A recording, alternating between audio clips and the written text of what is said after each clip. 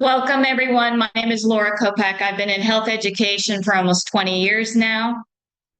I am the business manager and one of the practitioners at Optimate Health and Wellness, formerly Kopek Functional Wellness. I'm a published author of 3 books, Let's Get Real About Eating, My Kid's a Picky Eater, and The Link Diet. You can find all on the Barnes & Noble website. My podcast is called Health Matters or Kopek. I'm really easy to find online. You just have to Google my name and a bunch of stuff will come up. I have a tremendous amount of educational resources on my practice website. Again, that's Optimate Wellness. I really love education and I love talking about this kind of stuff. So let's get started, okay? We're going to talk about learning mood and behavior from a nutritional perspective because I think that this is an undervalued position to be in and an under talked about topic.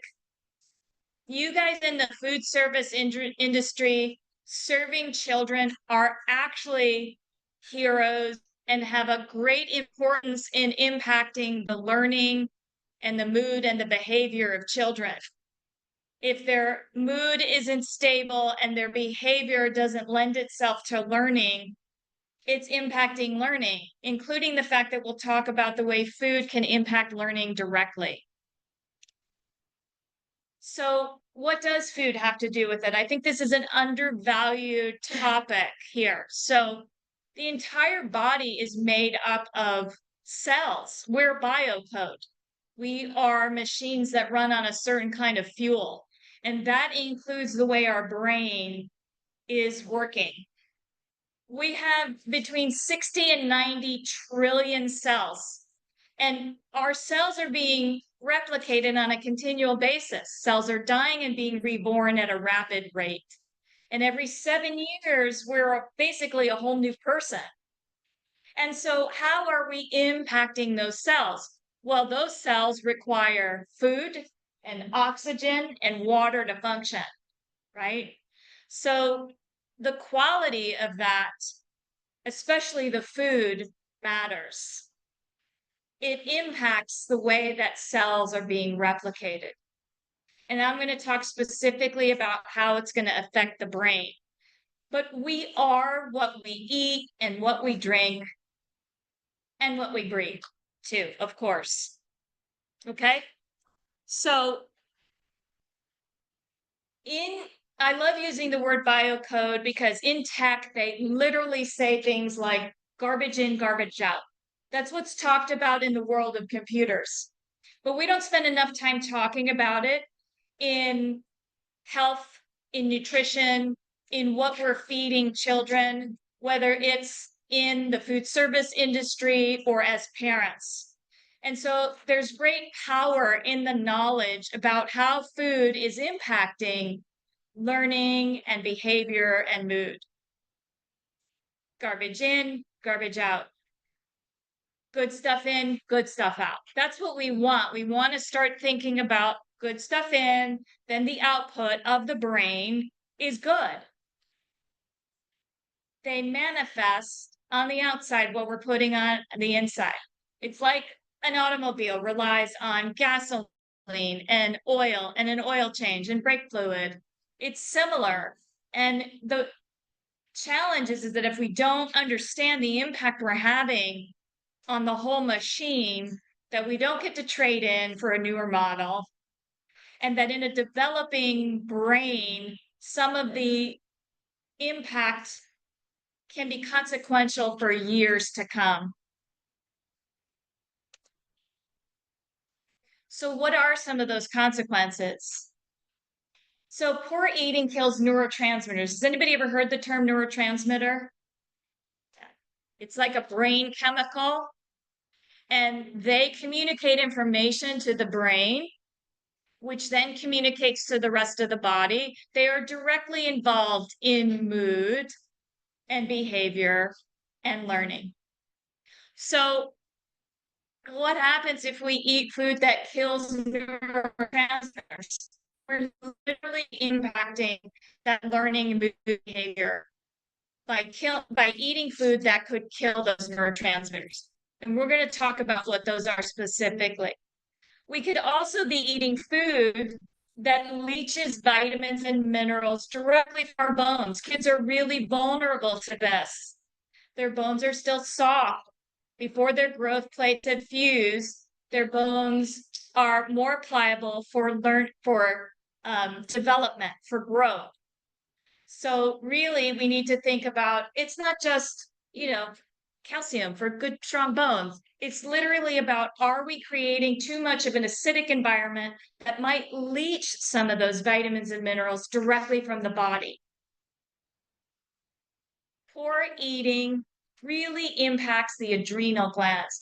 Our adrenal glands are part of the way our body copes with stress and responds to stress.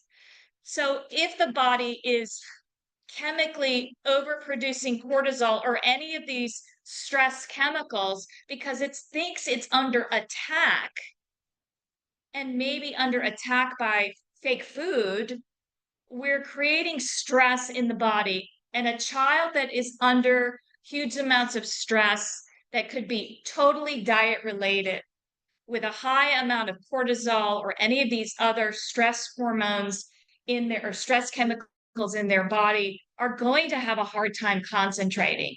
They're going to have a hard time sitting still in the chair. And so, again, you have great influence on the mood and learning and behavior of children by what you're feeding them. Poor eating disrupts that communication between the gut and brain and those feel-good chemicals like serotonin and dopamine. So let's dive into all of this. Let's get into the good stuff. All right. Killing the neurotransmitters, literally like killing some of those brain chemicals. Excitotoxins is another term used for them. They are called excitotoxins because literally they will overstimulate and excite the brain chemical until it spins and dies. Can you imagine children's brains doing this on a continual basis because of what they're eating? Overstimulating brain chemicals until they're doing this. And then we expect them to behave. We expect them to not be hyperactive or annoying or poking someone or, and learn. We expect them to learn, right? These are fundamental basic needs we're not talking about as basic needs. Maslow's law, right, says that if you don't meet basic needs, children can't learn. The brain cannot go into higher level thinking if basic needs aren't met. If we're feeding our children in a way where it's putting them under attack, it's their basic needs aren't really being met. So we can either feed the brain or we can destroy the brain chemicals. Our bones, again, so important to children because if we're eating poorly, we're creating an environment. A lot of people think about acidity as like lemons or tomatoes. Acidity is going to be anything that lowers the pH in the body, and pH can be measured in saliva and blood and urine. And so really in farm to table, in clean food, most of your fruits and vegetables are on the alkaline side, meaning they raise pH, and most of your foods on the acidic side, meaning they lower pH, are going to be the legumes, the animal proteins, animal products, and grains. But when you introduce chemicals and sugars, that's also going to be on the acidic side. So, we talk about the power in fruits and vegetables and, 4 to 5 servings. For children, a serving is a quarter cup. So it doesn't mean they have to have 4 servings equals 4 cups. Oh, I'm never going to get my kid to do that. I shouldn't even try. It's a quarter cup, which means 4 servings is a full cup. That's doable in even what you're doing. You can have the power to have children get their full quota. And again, doing creative stuff like making homemade dips just to get kids to start thinking about it. Because the problem is that big fundamental problem is that we have taken nutrition and we have put it over here. It doesn't sit in this side with how we take responsibility for our body. It doesn't sit in this side with you got to brush your teeth. It sits in this side with how do you feel? What do you like? We use it all the time. What do you feel like for dinner? We don't even talk about nutrition from our thinking part of our brain. We talk about it from the feeling side. We ask kids what they like, or I hear moms and dads say, well, they don't like that. When did caring for our body nutritionally, which is the fuel, become all about what we feel and all about what we like? Some things we get to like and some things we don't. If you asked a child, well, if you don't like to brush your teeth, you don't have to. Like, what if we lived in that world where anything they had to do to take responsibility for their body was based emotionally? Oh, you don't feel like doing it? Don't do homework. You don't like making your bed? Don't make your bed. Any of those things. But we have taken the nutritional part out. We expect children to be responsible for what they put in their bodies and say no to drugs, but we don't put it over here with teaching them how to be responsible. We put it over here. It's emotionally based. It's whether you like it.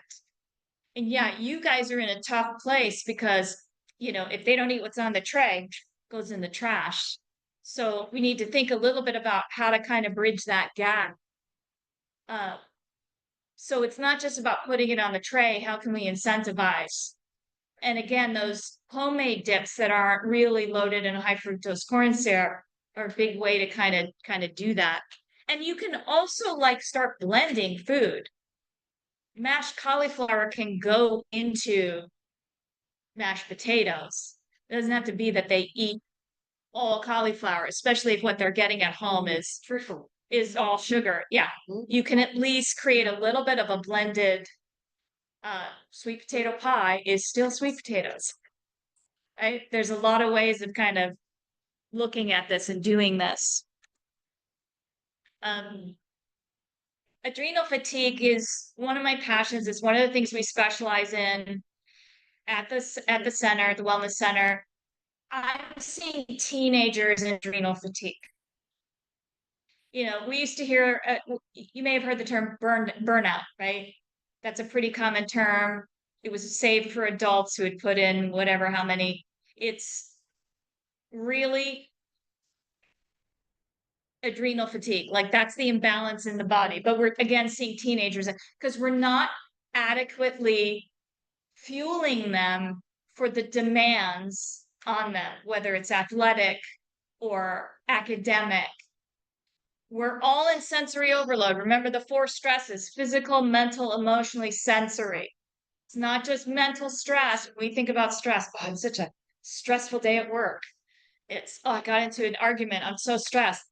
We're all in sensory stress because we're on devices all the time. We're overstimulated. Our brains right now are working on putting the next speaker in the background so we can focus, right? That's a form of stress.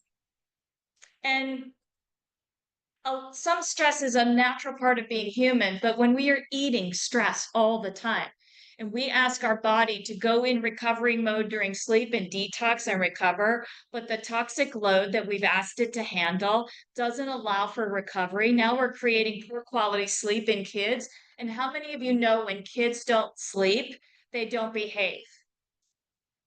Well, if parents think their kids slept, but they didn't get true recovery sleep because the amount of food that's lacking in nutrition, they're still coming to you not having slept. Right? They're still showing up at school, and we are creating a chronic epidemic in our young people that by the time they hit puberty, they're in full burnout. So again, you guys have tremendous power over what is going on the plate and how this is helping them develop and how it is reducing stress in their bodies so they are more open to the learning aspect, and you're helping their mood and their behavior. Tremendous, tremendous power here. most of what we're eating is actually toxic to our body. So again, when we're storing toxins because we can't turn them over fast enough, it's exhausting. I mean, talk about burnout, right? Our digestive systems are going into burnout. Colon cancer is still one of the highest cancers in this country. Heart disease is still one of the highest in this country. We are some of the most unhealthy populations out of all the industrialized nations because we're not having these conversations amongst ourselves and we're not trending into farm to table food. And again, it does not have to be organic or high price to be real, right? The bag of apples, the 3 pound bag of apples will still feed more kids than a box of cookies. So we need to think about this, right? If someone sits down to a big bag of chips, they're more likely to eat the whole bag. They're not going to sit down to a bag of 3 pound apples and eat all the apples in there. So the amount of food, ultimately, the body is craving nutrition. Ultimately, and so when you get kids that just have these appetites and they eat and eat and eat, and because all they're eating is empty calories, right? Nutritionally void, right? They're not hungry, but yet they're insatiable because the nutritional density is missing. So there's a part of their body that is completely unfed. I used to see this happen with my kids. They would go over somebody else's house, sleep over, whatever. Even when we were visiting relatives and family, and it was like suddenly they just couldn't stop eating. I'm like, you just ate. Like, what is going on? But you have served a meal without any vegetables, and their body's still going, "Where's the vegetable?" But they're a kid, so all they know is I'm still hungry, right? So we are not having enough of the conversation to know where to solve this from. All right. I love this. This is something that's not talked about enough. The gut is now called the second brain. All right. Talk about an impact that you have on learning, mood, and behavior. You have so much power here because you're literally part of the same system. When you feed a child, you are directly involved in the brain. Okay. This isn't just like in alternative and nutritional circles. This is in mainstream publications and science now. Harvard says the digestive system and the brain should be viewed as one system, not two. That's how I've read in some circles where the gut should be called the first brain and the brain should be called the second brain. That's how much power the gut has over the brain, right? How many of you experienced food cravings or have a kid that seems to crave something and it's just ongoing? Yeah, it's something sometimes we don't have control over because we've got 1 trillion organisms in our gut. They have their own DNA, their own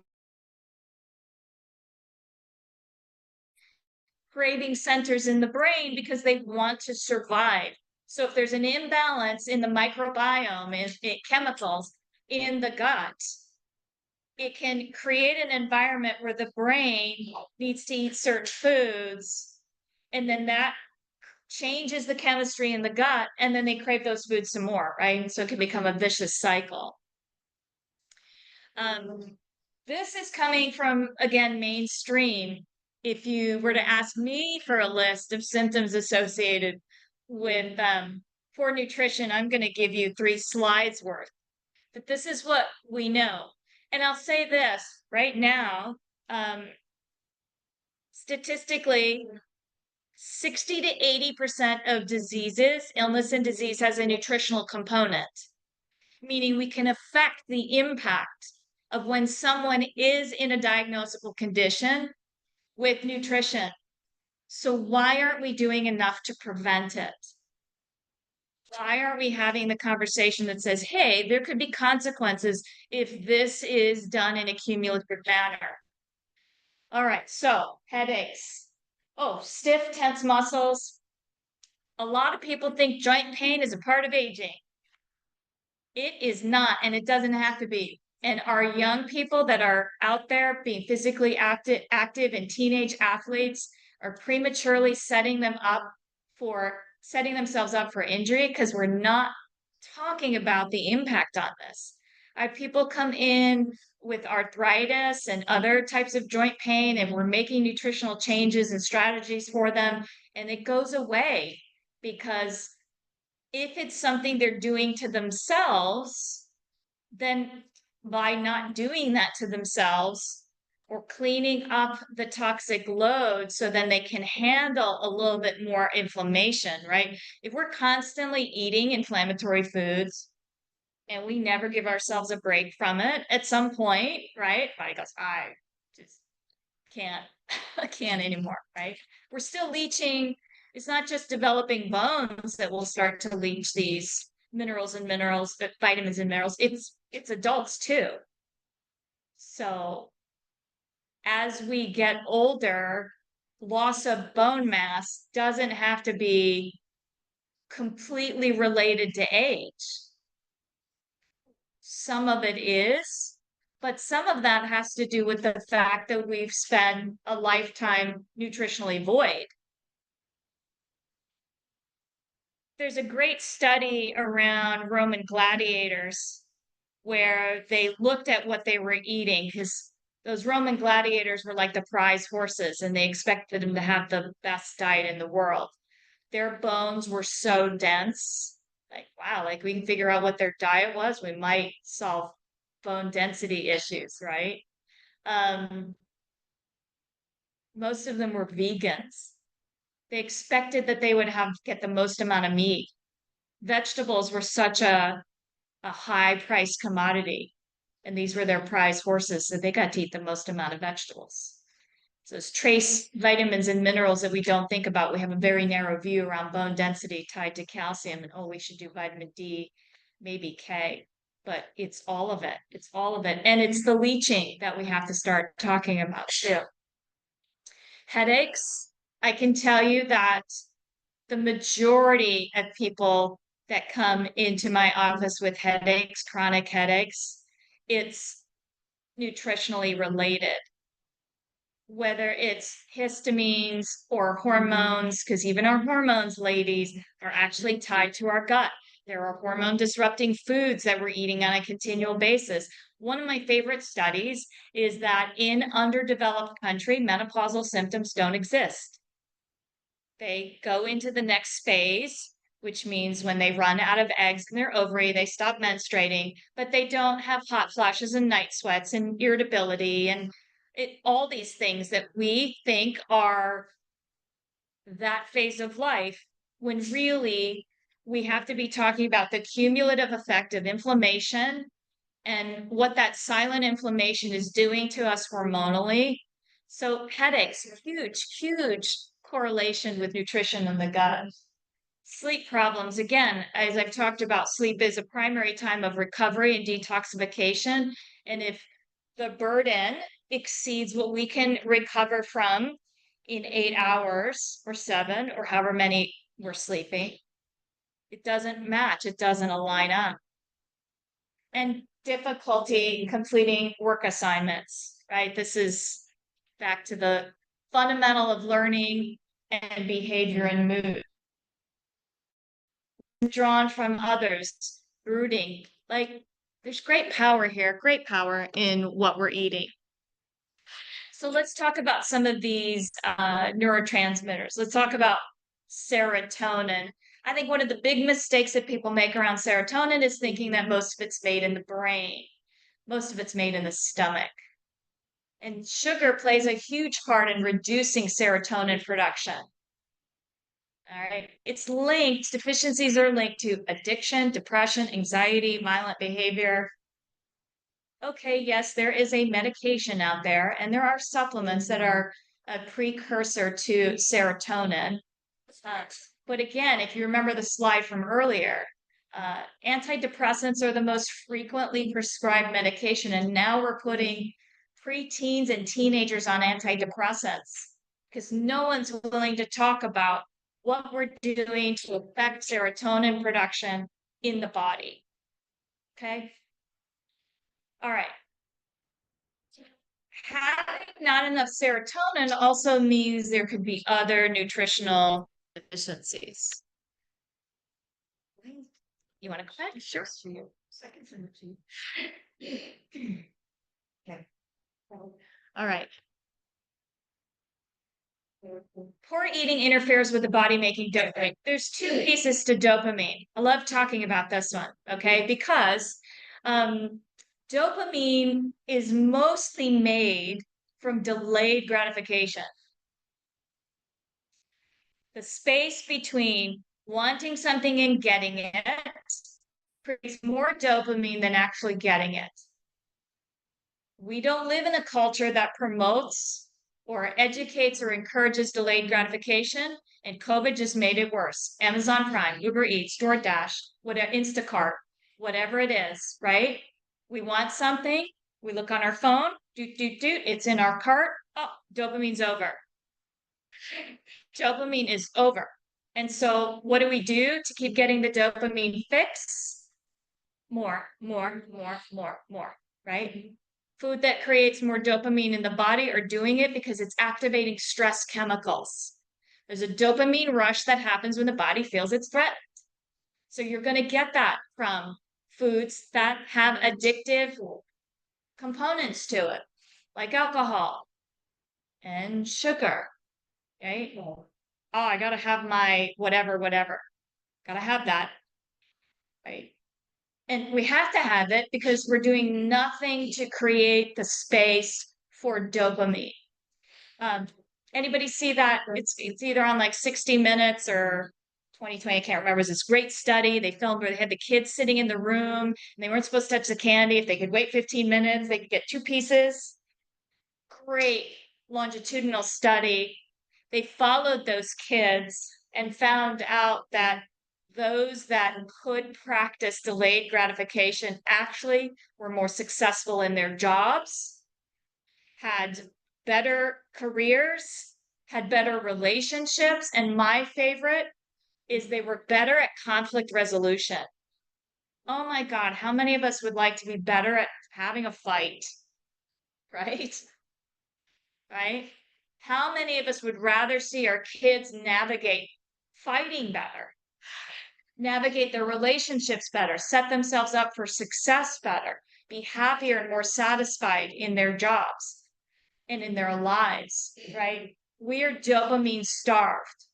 Dopamine and serotonin have kind of a seesaw relationship. And we're not talking about that as well. This is why the side effects to some of those medications are the same symptoms, right? You ever hear those commercials for antidepressants? May cause depression, may cause suicidal ideation. Because we don't understand, that communication and that balance that's happening with our neurotransmitters. And nobody's talking about if the medication is going to be sufficient enough to make up the depletion happening from our diet and lifestyle. Here's a tip for you. You want something, put it in an Amazon wish list and walk away. Decide you won't put it in that cart for another 2 weeks. That just makes it all the more wonderful. And then once it's in the cart, sit there for another 2 weeks, right? All kinds of things we can do. And eating really good food nourishes the neurotransmitters, and staying away from those chemical ingredients that are going to pop those things, again, just makes for way more content and happier. We're constantly looking for the next fix. We're a culture that is perpetually unhappy because we don't understand how we're feeding our brains, and the choices we're making are actually working against that. My favorite. Dopamine deficiency contributes to depression, loss of motor control, loss of satisfaction, addiction, cravings, compulsions, and more. This should be a huge thing we're talking about.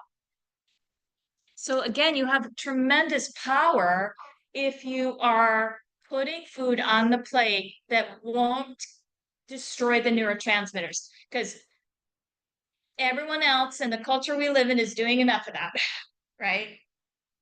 Okay. It's really worth the effort, right? And again, you might not have control over your parents, but I was also talking to some of the hosts of this about maybe there is a way of starting to educate parents, because ultimately we have food. Oh, you should eat your veggies. Developing a relationship, and like any relationship, some people are better at it than others, and some people have good boundaries in their relationship and good communication skills, and others don't. Communicating with ourselves around food, right? Having boundaries with ourselves around food, really challenging for some of us. So telling your things like, well, I don't have to like the broccoli, but I have to eat it. Like I don't have to like blueberries. Even the Center for Age-Related Disease is studying blueberries' effect on removing amyloid plaque. Our brain develops plaque like our teeth. And what are we doing to brush the brain?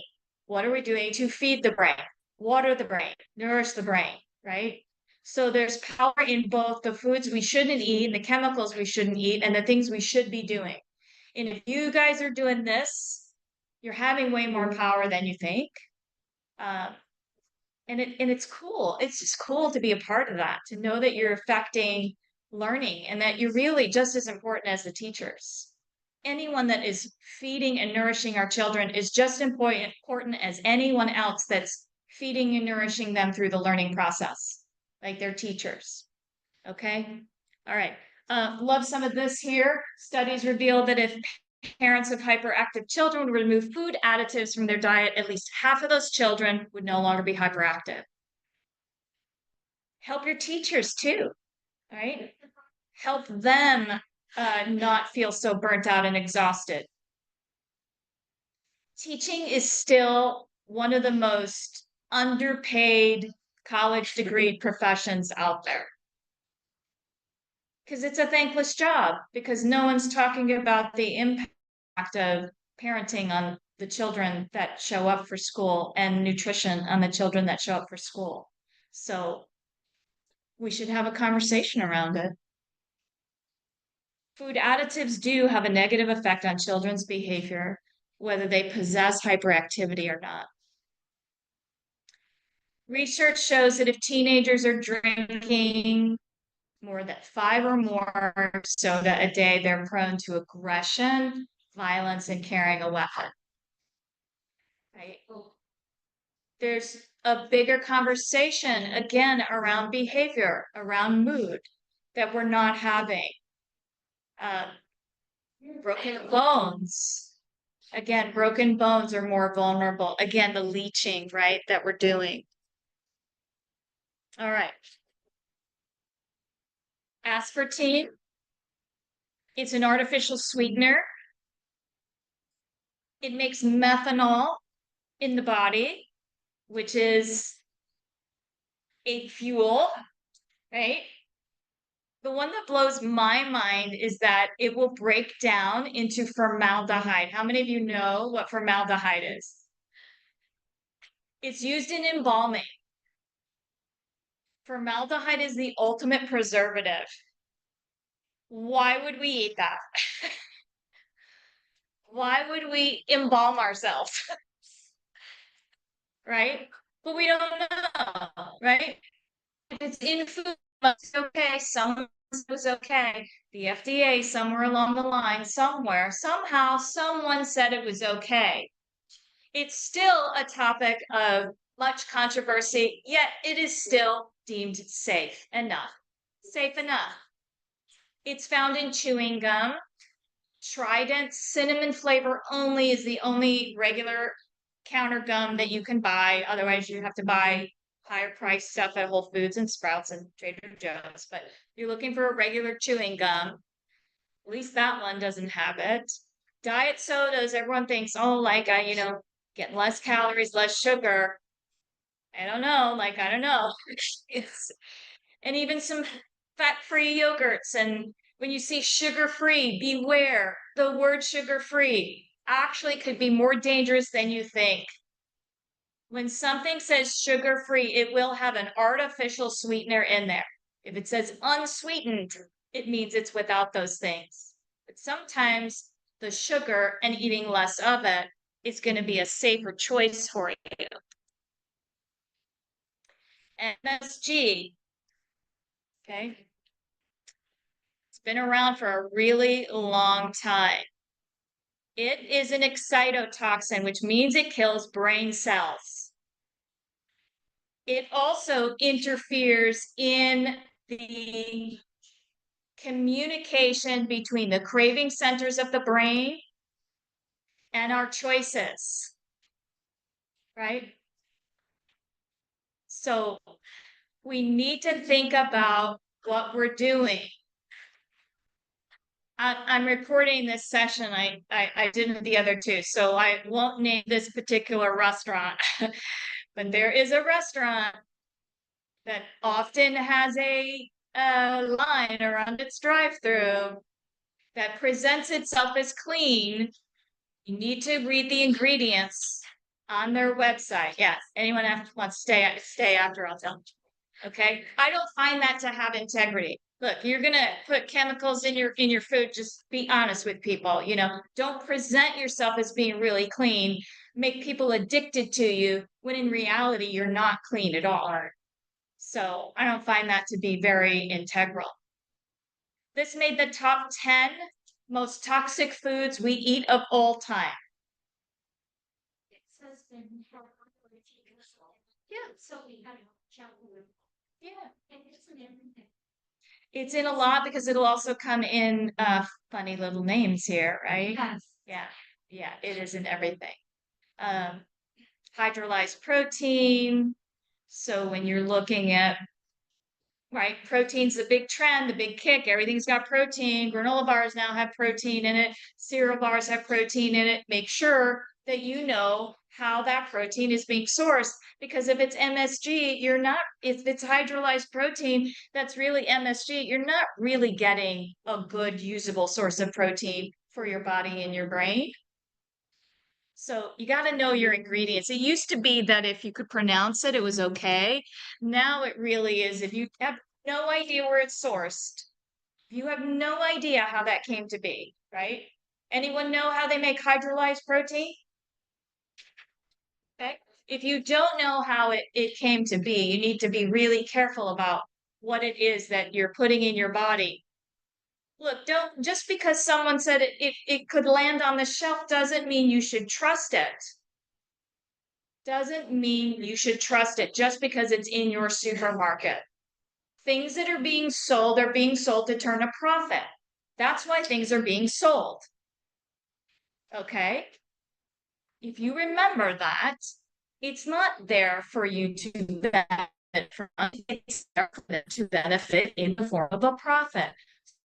Be skeptical and be questioning and know how to really read your labels.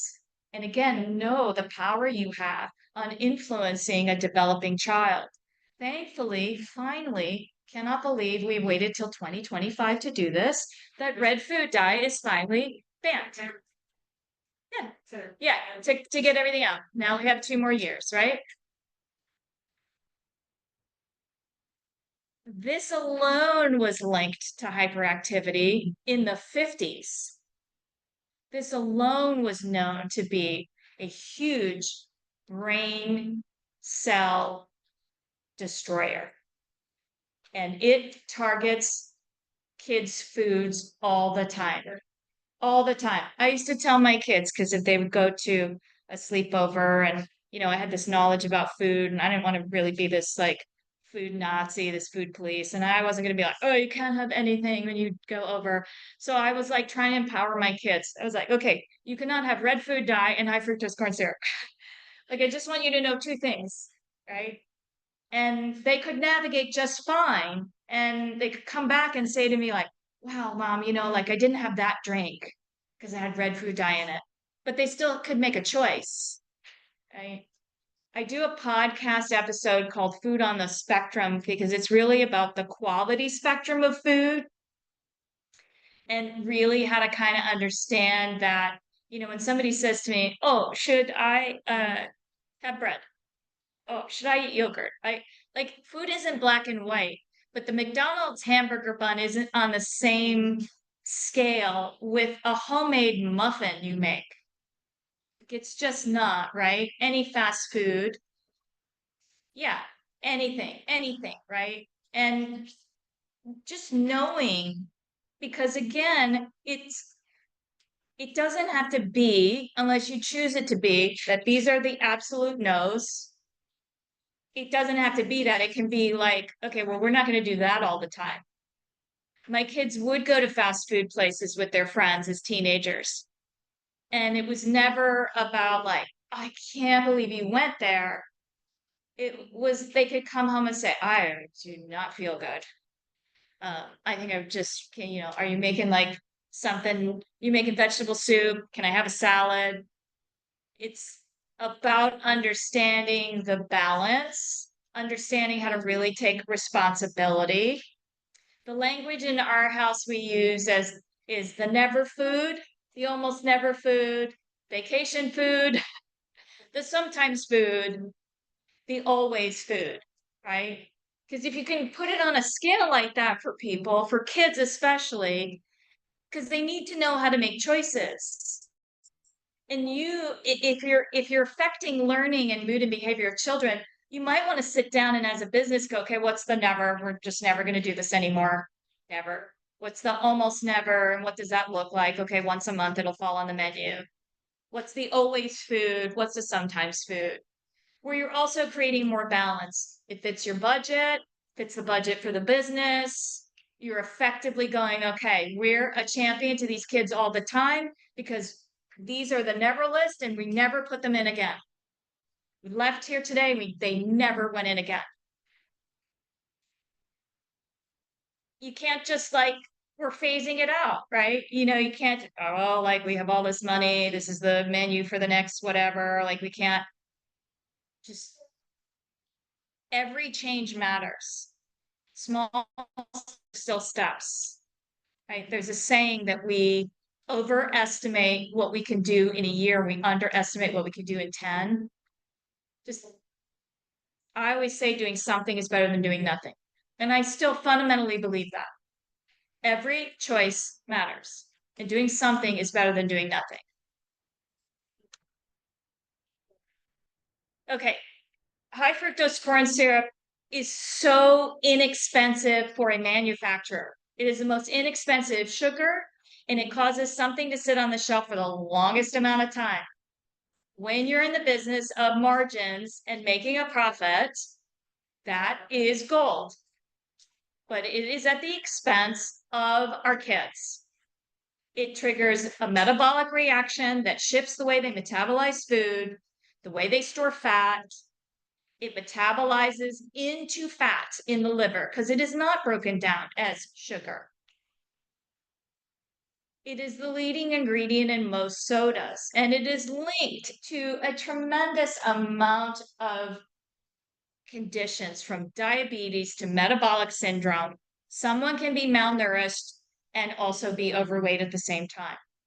I think we only think about the word malnourishment when we're thinking about individuals in third world countries. You can be malnourished and walk around overweight because ultimately the body is craving nutrients.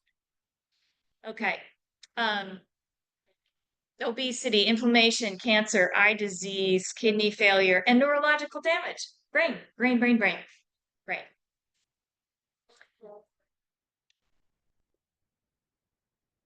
Sugar. The human body can actually only handle about 10 pounds a year. The average American consumes 150 pounds a year. So one of the ways to think about this again is 4.5 grams equals one full heaping teaspoon. They don't want you to know that. We don't operate from a metric system. We think about grams as minuscule. So when we look at something that says 16 grams, We don't even think about it. That's 4 heaping teaspoons of sugar. So when an oatmeal packet has 20 grams of sugar in it, but you can turn a 4 teaspoon packet of oatmeal into something that at least is a completely significantly better version by making it plain oatmeal and putting a teaspoon of sugar on it. It's actually more affordable, really is. It's far less damaging on the brain and the immune system. The history of sugar is super cool. It was actually discovered as a drug. It was used in slave trade. It was used in warfare. Some of the guerrilla warfare history is now around things like cocaine and heroin. That was the first. That was the first. It was used that way. And then it became so mainstream and everyone was addicted to it. We think of it as a food source. It's not even food. It will react like a narcotic on the brain, like morphine. It suppresses the immune system. There's not an accident that cold and flu season happens a couple weeks before Halloween and ends a couple weeks after Valentine's Day. Because through that time period, we are all eating the most amount of sugar, right? And we think, oh, like just, the germs, parties, whatever. Like it's the sugar consumption. 1 teaspoon of sugar will suppress the immune system by 10% in a 24-hour period. If you strive to eat less than 25 grams a day, even just measure your grams. Most people are doing about 125 grams. That's a massive suppression on the immune system. And if you're doing it every day, right, the accumulation, it is harder on children. We all know, like that's common enough, right? You must have too much sugar. You're way too hyperactive, right? But we think about it in terms of like excess, and we don't even realize we already start in excess. Someone doesn't have to eat 5 candy bars to be hyperactive from sugar. They might already be hyperactive from the amount of sugar they're getting on a continual basis. And we're expecting their brains to function. In general, like I find some of the biggest mistakes that I see parents doing at home is dessert after a meal or like ice cream when you get home from school. I don't know why that is like a staple. So if we maybe even just shift like that too. Again, you guys have great power with what you're doing, but even at home, if you're starting to think really like often should I be having dessert? Because that could be the biggest change you could make in your own lives and for your own family.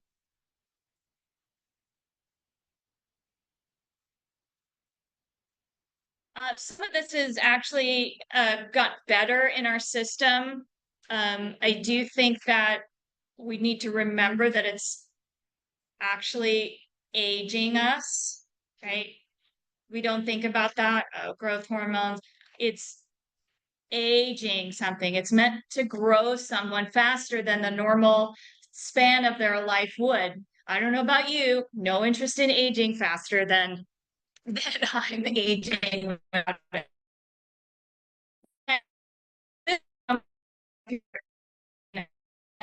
More consumers. Nitrate-free luncheon meat is something a little bit more readily available. Even big brand names are doing it now. But I just want to bring it to your attention because it can become, oh, nitrate-free is trendy. And we forget why it became such an important thing. It is linked to leukemia, lymphoma, brain cancer. Talk about something that's affecting our children, and children are way more vulnerable, and we have an increase in childhood cancers. So we need to be having this conversation. If the nitrate free is something that doesn't fit your budget, so luncheon meat to me is like, oh, that's like really expensive, like good luncheon meat, right? So maybe there's an alternative. Maybe you're not even thinking about that. So looking for like creative ways away from that. Can you do fish sticks instead of hot dogs? Does that fit the budget? It's actually a better choice, and if the kids like it, some things to think about, right? Uh, they have linked, they've literally studied and linked hot dog consumption to increased risk of developing leukemia. Yeah, there are really good quality hot dogs. I think someone had this question in the previous session. There are really good quality hot dogs out there, but you need to remember that hot dogs are really what's left over, right? You take the ribs of the animal and you sell them as ribs. You take the T-bone and you sell it as a T-bone, and you cut up that animal and you sell it in parts. And then what's left on the floor is what goes into a huge blender and becomes a hot dog. So, Sorry, what did you say it leads into to increase risk of other? leukemia. Yeah, no, sorry. Trying to be loud enough to come over the top of what's happening behind. Um, uh, Children who eat sugared pork, right? That's a big thing that happens in pork that we don't think about. Ham is sugared pork. Bacon is sugared pork. Sausage is sugared pork. They have an increased risk of lymphoma. So this is really a thing that it's not just trendy and it's not just elite to have nitrate free. It's an important food chemical that we need to understand the consequences of.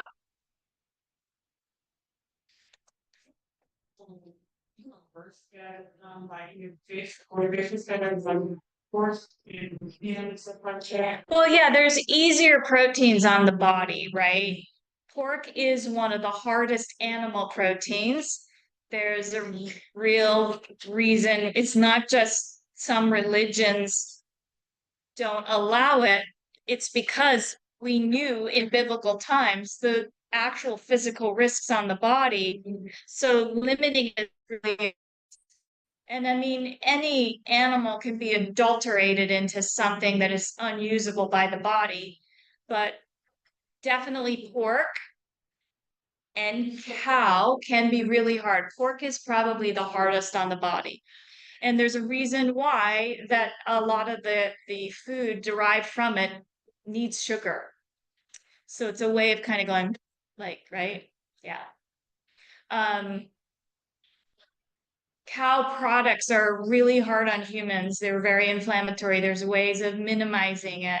But there was a reason why before nutritional science was trendy, it was even talked about cutting back on red meat to be heart friendly, right? Like it goes back a ways. So there are better choices of red meat. They are more expensive, venison, bison, but affordable proteins like turkey and chicken, right, and fish are going to be much more helpful. And if you're trying to like again, just think about things on a, it might not be again that you can create the ideal, but what can you do to move it up the spectrum of quality, right?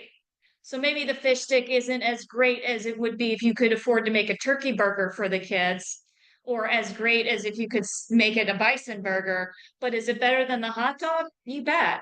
And if all you can do is inch it a little bit, that's a win. I mean, it really is. It's totally a win. This used to be in a lot more than it is recently, but it's still something that if you're making things in large quantity, so this will still be in food service. All right, you're mostly going to find it in margarine, in shortening, but you're looking for the word hydrogenated or partially hydrogenated. All right. This is the worst kind of fat. Even the Mayo Clinic has come out and say, no, no, no, it clogs the arteries. That consumption is linked to obesity. All right. There's all kinds of things that are being developed in kids, including their metabolic footprint, if you will. how they're going to break down food. So all fat is not the same. And the reason why is 80% of the dry, it's like 85% of the dry weight of the brain is made up of essential fatty acids. So the good fat is good brain food. The bad fat doesn't make the brain run right because the brain is mostly fat.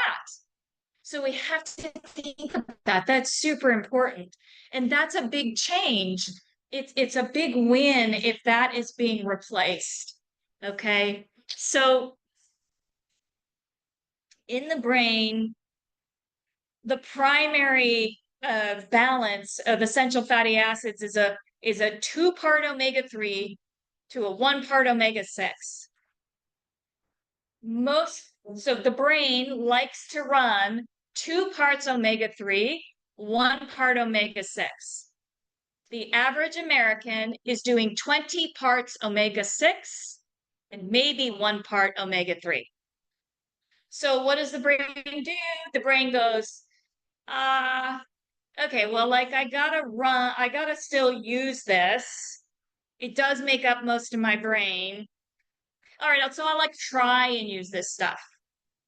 And when you're asking the brain to use a secondary source of fuel and still behave appropriately, like studies now say that a lot of kids with ADD and ADHD have excessive amounts of omega-6 in circulating in their body.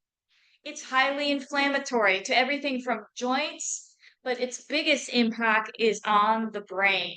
If you don't get enough omega-3, your brain is not running. We think about omega-3 as like, cardiovascular, it's good for the heart. Why worry about it till you're, an adult? It's so fundamental to the brain.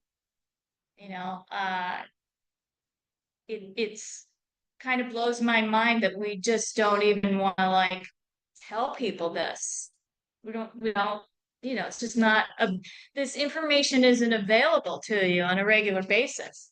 It's not like you go into the fruit store and there's a big sign that says, remember your omega-3s, 80% of your brain relies on it.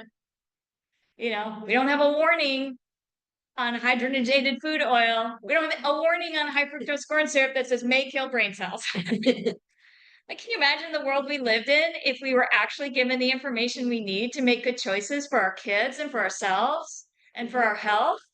Yeah. Maybe we wouldn't be like 17th on health on the World Health Organization scale of industrialized countries. Like, there's just no excuse. It's just what they want us to know, what they don't want us to know, okay? All right, let's talk about some good things here. Clean water is really important.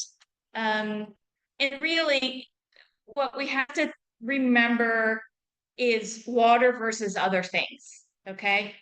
So that's the big takeaway I want for you guys. I mean, certainly filtered water is going to be way better than tap water. But if you don't have that capability in place, I do want you to at least understand how gray matter of the brain will shrink without proper hydration. We don't understand. I have people come into my office for a variety of things, and sometimes I have to say to them, but you're only drinking 2 glasses of water a day. Like, yeah, I know it sounds so simple, and your constipation is really bad. I know it sounds so simple and you're exhausted. I know it sounds so simple and you've got headaches, but you can't do 5 cups of coffee a day and 2 glasses of water and not have this like pressure on your vascular system, which is everywhere, right? So we're really disconnected from how important water is. A lot of people are urinating more than they should be because their body is trying to eliminate the acidity of the toxic food and drink they're eating. So we're not hydrating enough. A human body without doing anything will lose 32 ounces of fluid. That's without eating poorly, without exercising. That's just walking and talking and moving through life. And most of our kids aren't even getting 32 ounces to replace what they're losing without even doing anything like exercising. Every time someone does 185 milligrams of caffeine, so just think about it as 1 cup of coffee, you're losing 8 ounces of extra. It's a diuretic. It's stimulating everything, including to pee, and you're losing an extra 8 ounces. So now you're not losing 32 ounces, you're losing 40 ounces, right? And someone that is actually not using water to stay energized and relies on caffeine to stay energized can get themselves stuck in a loop, right? They're solving afternoon adrenal fatigue with caffeine, and all they're doing is perpetuating the adrenal fatigue because they're not flushing toxins out of their body because they're not drinking enough water. The big way that it's impacting kids is the juices that we're giving them. Okay. And we're teaching them that the flavor of water should be masked. So we'll even cut it with juice. But bottled juices carry heavy metals, lead, arsenic, and this hurts the brain. I was talking about the first session about this too. It's just a little fun fact off to the side here. We've seen women with lead toxicity and they have serious brain fog, and they're entirely convinced when they come in, they must be in some horrific state of menopause. And instead, we find that there's lead toxicity. And lead, especially, has been found in really cheap makeups that you can find at Walgreens and CVS and some of these other places that are manufactured in massive scale outside of the country where they don't have the same regulations. We don't even know this because no one's telling us. You don't walk over to pick your CoverGirl or not to throw anyone under the bus. Any makeup, right? Revlon, whatever. Know the products you buy. That's all I'm saying.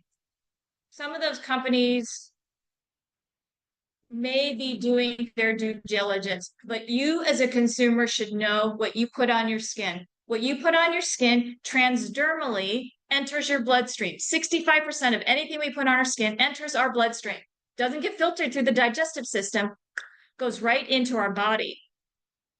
And so you should know, because they're not going to put a warning sign, may contain lead, may kill brain cells, may contain lead and kill brain cells, may prematurely make you feel like you are having Alzheimer's. Like none of that's going to be there, right? Yeah.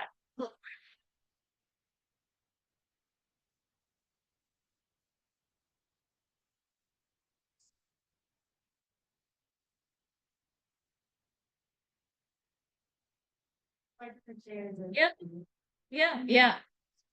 Yeah. Heavy metals now are actually, protein is very trendy right now, and protein powders are being produced at a rate they were never produced at before. A lot of them are being outsourced again in countries that don't have the regulations around heavy metals, and they're entering your body. When about even like 5 years ago, I could count on one hand people that tested positive for heavy metals in my office.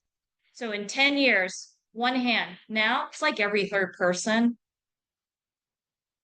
We're an overpopulated planet, and our need for things immediately and our need for them cheaply is at a consequence to our health that we're just not even asking. Something that we think we're doing that is healthy for us, like a protein powder, could have mercury in it.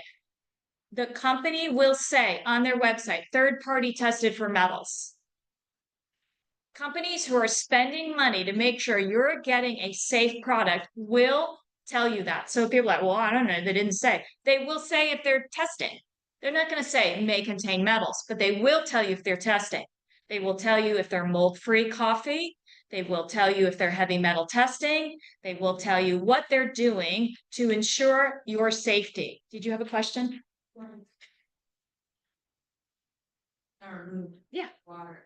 As far as your research and what you're finding, the minimum amount of water is debatable. They'll say, well, do 1 gallon or do this too much water. Yeah. So I always say it's half your body weight in fluid ounces up to 64 ounces, and then an additional 8 ounces for every 8 ounces of caffeine.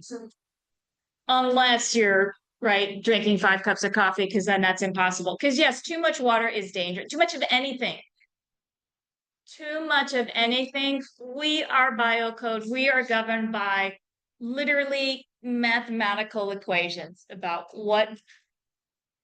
So if I were to tell you, which I actually can understand it pounds. So my water for the day, the minimum should be about 75 ounces. Half of my vitamin. Yes, and you're gonna fall somewhere between 64 ounces. Like you probably top off at 64 ounces, depending on the amount of water content in your food and the amount of caffeine. So I wouldn't say just automatically split your weight in half. I would split your weight in half, top it at 84, and look at the rest of your diet, right? Because the reason why we have the half calculation is for kids. Like a child we can't just walk around saying eight glasses of water, 64 ounces, right? Because a child that's 40 pounds shouldn't do 64 ounces, right? Like what I'm thinking because I was looking at something and it's marathon runners that drink water.